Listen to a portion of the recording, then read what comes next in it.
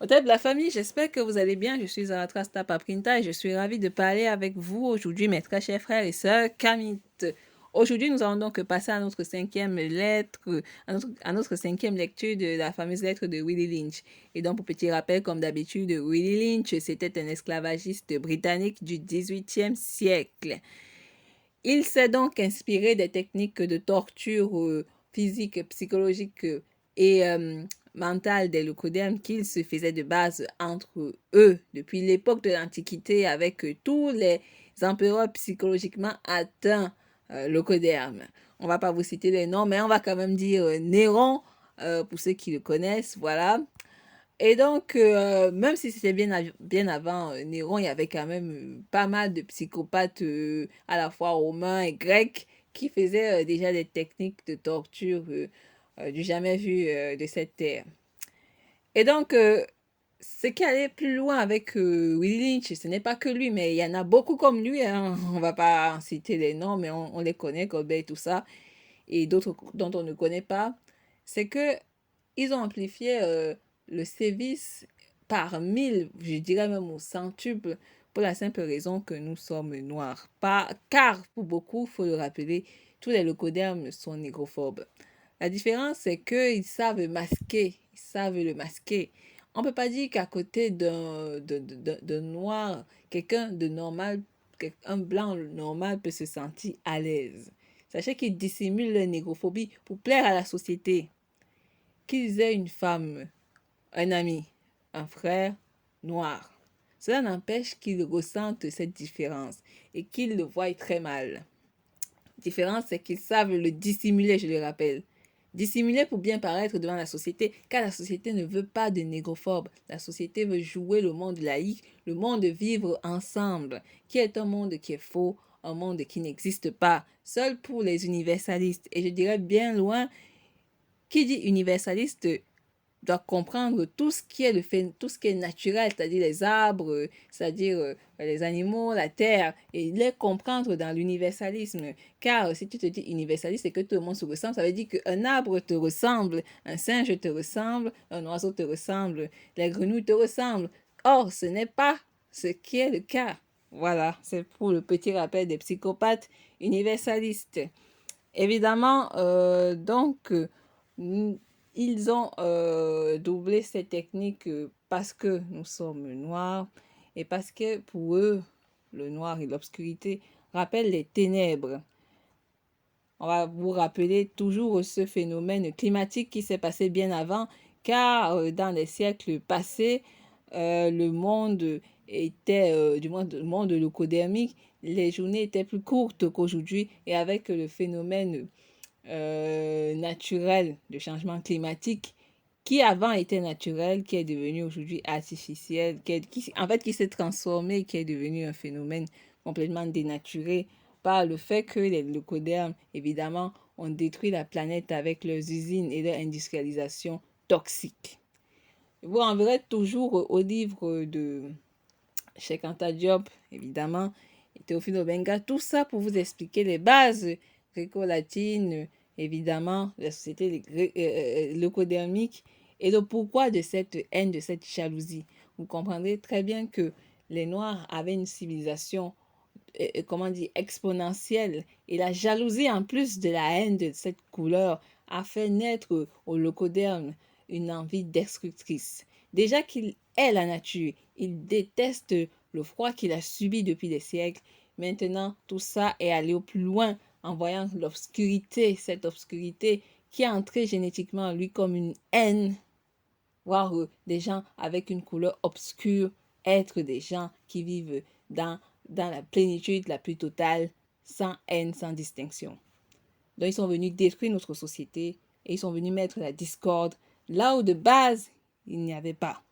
On ne va pas s'étendre sur le sujet. Nous allons donc ouvrir les guillemets pour vous lire le passage d'aujourd'hui. Mais je vais d'abord reprendre évidemment les passages de la dernière fois. J'ouvre les guillemets. Ne le tuez pas, mais mettez la peur de Dieu en lui, car il est peut-être utile pour la reproduction future. Le processus de cassage de la femme africaine. Prenez la femelle et lancez une série de tests sur elle pour voir si elle se soumettra volontairement à vos désirs. Testez-la de toutes les façons, car elle est le facteur le plus important pour une bonne économie. Si elle montre un quelconque signe de résistance en se soumettant complètement à votre volonté, n'hésitez pas à utiliser le fouet sur elle pour extraire ce dernier souffle d'elle. Faites attention de ne pas la tuer, car ce faisant, vous gâchez une bonne économie. Lorsqu'elle sera complètement soumise, elle formera ses rejetons dans les premières années à se soumettre au travail à l'âge adulte. La compréhension est la meilleure des choses. Par conséquent, nous irons plus en profondeur dans cet aspect de la matière concernant ce que nous avons produit ici, dans ce processus de cassure de la femelle nègre. Nous avons inversé la relation dans son état naturel, non civilisé. Elle aura eu une forte dépendance vis-à-vis de son mâle nègre non civilisé. Et elle aura eu une tendance protectrice limitée envers sa progéniture mâle indépendante et élèverait les progénitures mâles pour être dépendants comme elle. La nature a prévu ce type d'équilibre. Nous avons inversé la nature en brûlant et en séparant un nègre civilisé et en fouettant l'autre jusqu'au point de mourir tout en sa présence. En étant laissé seul, sans protection, avec l'image détruite du mâle nègre. L'épreuve l'a amené à passer de son état psychologiquement dépendant à un état paralysé et indépendant. Dans cet état d'indépendance psychologique paralysée, elle va élever son mâle et sa progéniture femelle dans des rôles inversés pour la peur de la vie du jeune homme. Elle entraînera psychologiquement à être mentalement faible et dépendant, mais physiquement fort. Parce qu'elle est devenue psychologiquement indépendante, elle formera ses rejetons femelles à être psychologiquement indépendantes. Qu'avons-nous là? Vous avez la femelle nègre devant et l'homme nègre derrière et effrayé. C'est une situation parfaite de sommeil et d'économie. Avant le processus de cassage, nous devons être vigilants en tout temps. Maintenant, nous pouvons dormir à point fermé, car par peur paralysante, sa femme veille sur nous. Il ne peut pas passer par-dessus son processus d'esclavagisation à elle. Il est un bon outil. Maintenant, prêt à être attaché au cheval, à un âge fragile. Au moment où un nègre atteint l'âge de 16 ans, il est profondément brisé et prêt pour une longue vie de travail solide et efficace et la reproduction d'une unité de bonne main-d'œuvre. À travers la cassure continuelle des nègres sauvages non civilisés, en jetant la femelle nègre sauvage dans un état d'indépendance psychologique paralysé, en tuant l'image masculine protectrice et en créant un esprit dépendant, soumis de l'esclavage mâle nègre, nous avons créé un cycle orbital qui tourne sur son propre axe pour toujours. À moins qu'un phénomène ne se produise et ne change la position des esclaves mâles et femelles, nous montrons ce que nous entendons par l'exemple. Prenons le cas de 2 unités d'esclavagistes économiques et examinez-les de près. Nous allons nous arrêter ici. J'espère que ce passage vous a fait réfléchir. Ici, nous allons quand même retenir quelques mots, même s'il ne me reste plus beaucoup de temps. Nous allons retenir le fait de processus, c'est-à-dire que c'est une idée, ça a été pensé. Donc, vous imaginez bien, vous pouvez vous demander, mais comment est-ce que les gens peuvent penser à ça? Eh oui, aussi bien que nous avons des serial killers, des psychopathes et toutes sortes de malades mentaux, oui, évidemment, vous pouvez bel et bien imaginer que les locodèrmes ont pensé à comment est-ce qu'ils allaient briser l'homme et la femme noire. Oui, ça a été une vie pour eux et c'est une vie actuelle. Le locoderme procède par les phases dont il le décrit dans ce texte. Ils font des séries de tests pour évidemment voir comment la femme noire réagira en fonction des procédés qu'ils utilisent. Si elle résiste, si elle ose résister, il la fouette. Il la fouette pour qu'elle ait peur. Il faut que ça commence très jeune. Il faut qu'elle commence à avoir peur. Le terrorisme, je le rappelle, ce n'est pas le simple fait de mettre des bombes, comme les gens disent qu'Al-Qaïda, Al-Qaïda.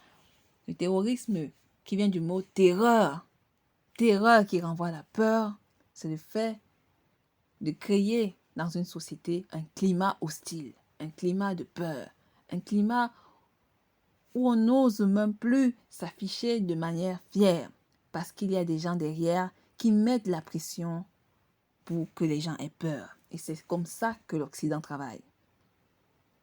Ils font du chantage. Ils font des promesses de mort. Ils vous menacent devant les gens. Et nous sommes là, nous continuons à faire les universalistes. Derrière, vos frères se font massacrer sur nos terres en Afrique.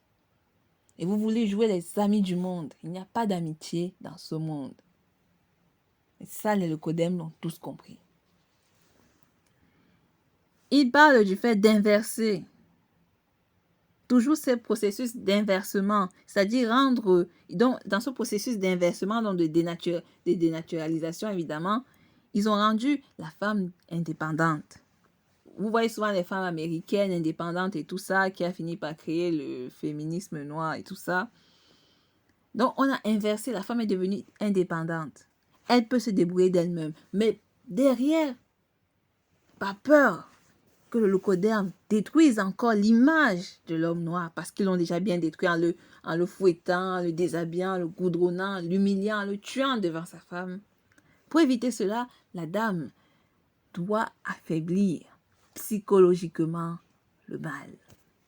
Et ils ont compris que la matrix venait de la femme, car c'est la femme qui naît, qui fait naître, c'est la femme qui éduque l'enfant.